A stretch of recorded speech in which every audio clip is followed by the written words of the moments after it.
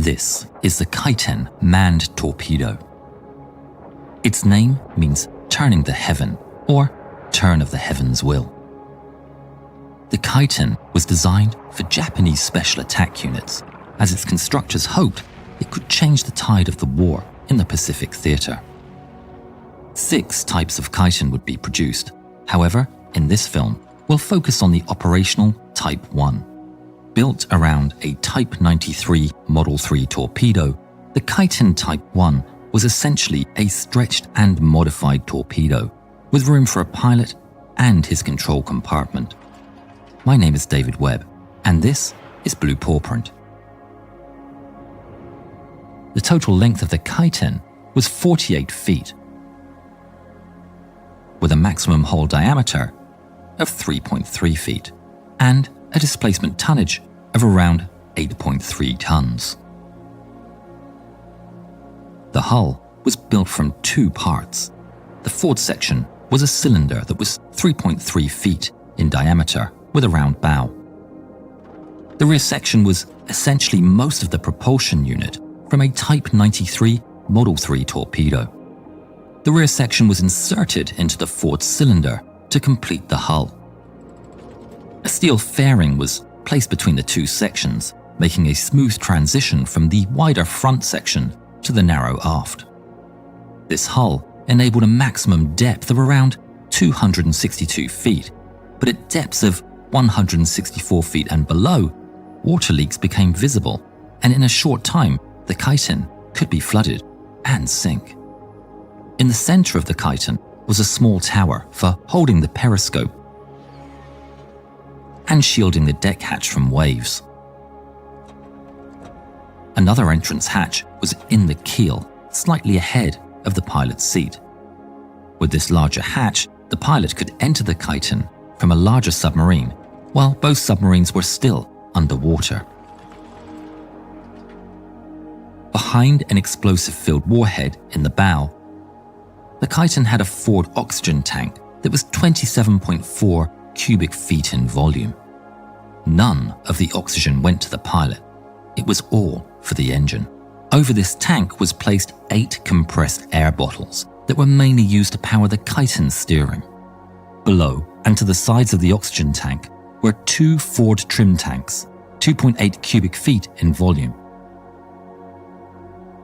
The forward kerosene tank sat at the end of the oxygen tank and held just under 26 gallons. In the middle of the hull was the pilot's compartment, where the pilot, periscope, electrical gyroscope, and various gauges, controls, and valves were placed. BetterHelp is the sponsor of today's video. BetterHelp is an online therapy platform that quickly and easily connects you with licensed therapists who are trained to listen and give you helpful, unbiased advice. To find a therapist, simply head over to their site using the link betterhelp.com/bluepawprint. Then you'll answer a few questions, and BetterHelp will match you with a professional who has years of experience with helping people. You'll be assigned a licensed therapist who is trained to listen and give you helpful, unbiased advice. You can do it all from your phone or computer, via phone call, video chat, or messaging, however you feel most comfortable. It's the easiest possible way to start talking to a therapist. Let BetterHelp connect you to a therapist who can support you, all from the comfort of your own home. Visit betterhelp.com/bluepawprint and enjoy a special discount on your first month. Inside the rear section, behind the pilot's compartment, was an aft oxygen and fuel tank, identical to the ones in the front section. It too featured a pair of trim tanks. Further towards the aft was a gas generator chamber, a 2-stroke piston engine, screw shafts, and 2 counter-rotating screws. The propellers were a standard 4-blade design from a Type 93 torpedo. There were 4 rigid fins at the aft in a cross-plane configuration. The 2 horizontal planes each had a hydroplane. When the hydroplane went up and the submarine was in a forward motion, the submersible would pitch up. Conversely, when they pointed down, the submarine would pitch down. The vertical fins each had 2 rudders attached to control the course. On each vertical fin, one of the rudders was for manual control, and another was used by the gyroscope-controlled autopilot. As the Type 93 Torpedo had no provisions for manual rudder controls, steering rods for the manual rudders were arranged by passing through supporting brackets on the outside of the submarine.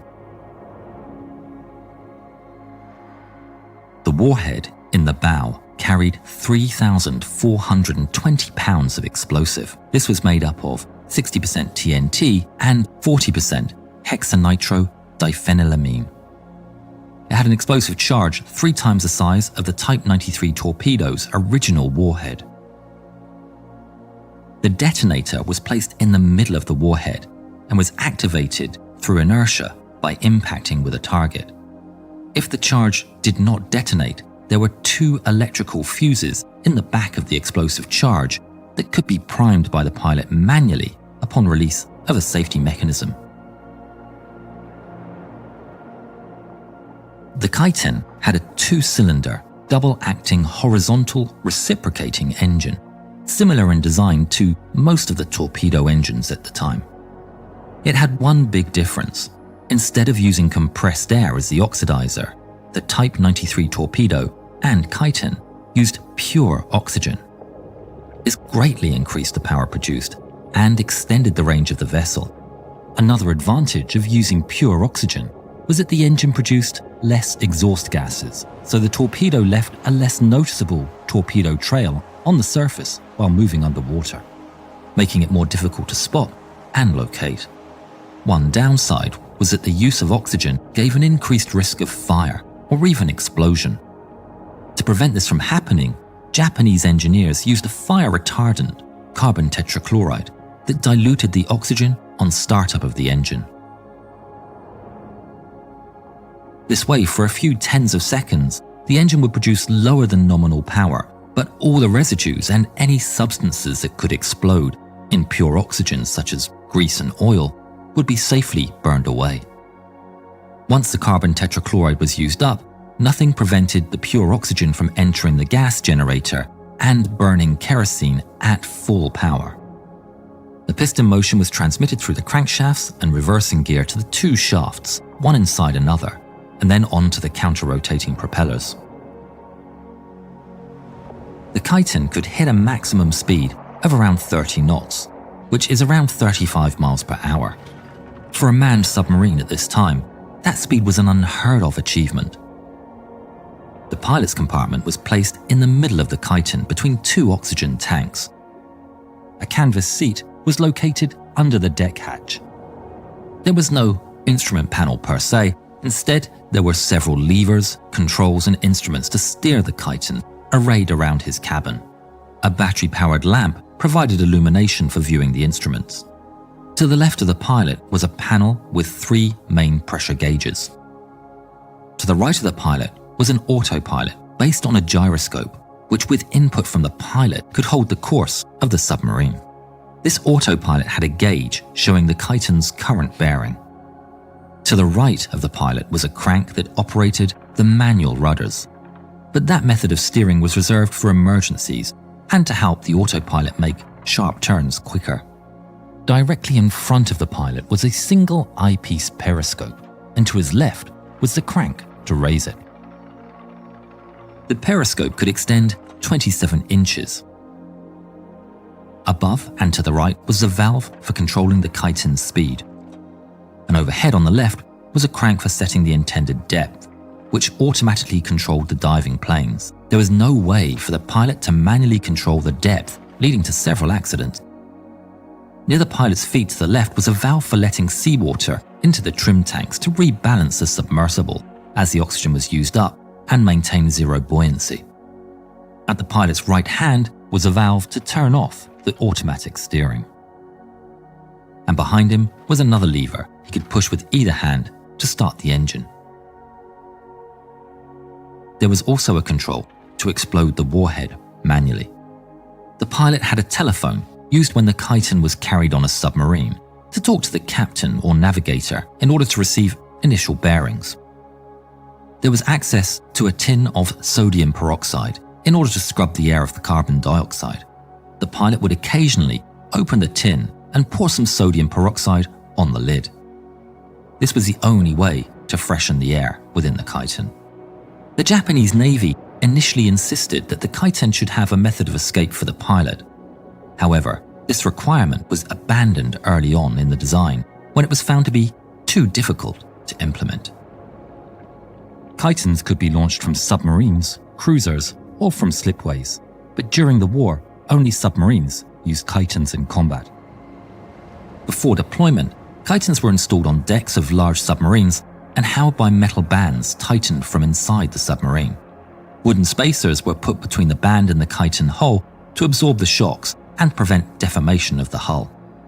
A short tube connected the hatch in the deck of the main hull of the mothership submarine and the keel hatch in the hull of the chiton. This configuration allowed for direct access between the submarines and eliminated the need to surface in enemy water in order to launch the chiton. Ideally, the chiton would travel for several miles and surface 0.6 miles from the target. After completing extensive safety checks, taking several minutes, the pilot would use a telephone to get instructions on the initial bearing, initial speed, depth, and estimated time to first periscope observation of the enemy target. Finally, the pilot would start the engine by pushing the handle behind his back, running it on low power for 5 minutes to ensure it was running fully on oxygen. After that, the holding bands were released from inside of the carrier submarine and the chiton was free to go, snapping the telephone line in the process. After the launch, the chiton could not be recovered and the pilot and submarine crew had no means to communicate with each other. Most of the time, the chiton ran in a straight line by using the autopilot to make micro adjustments on the narrow rudders on the vertical fins. After the initial run, when the pilot got to his destination, he needed to slow down to avoid producing an observable wake. Then he would raise the periscope and reacquire the target. He would have to then find a new firing solution by estimating the target's distance, bearing, and speed, and determine what bearing and speed the chiton would need for a collision course. With the new bearing and speed and entering the bearing into the autopilot, the pilot would hope to ram the enemy. If this didn't happen, the chiton could once again come near the surface, raise the periscope, reacquire the target, and repeat the process. If the chiton was successful, it would power into the hull of an enemy ship.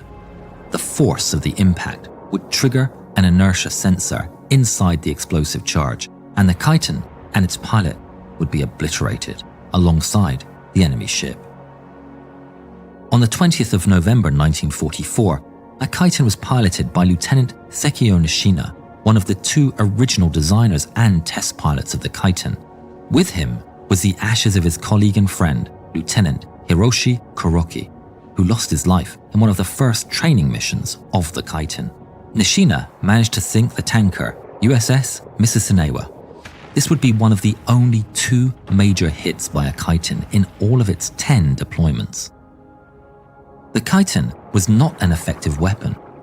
Aside its many design flaws, particularly around maneuverability, the crew trained with only around 25 hours of practice. Alongside the growing number of American escort ships and the high skill of their crews, this made the chiton effectively obsolete.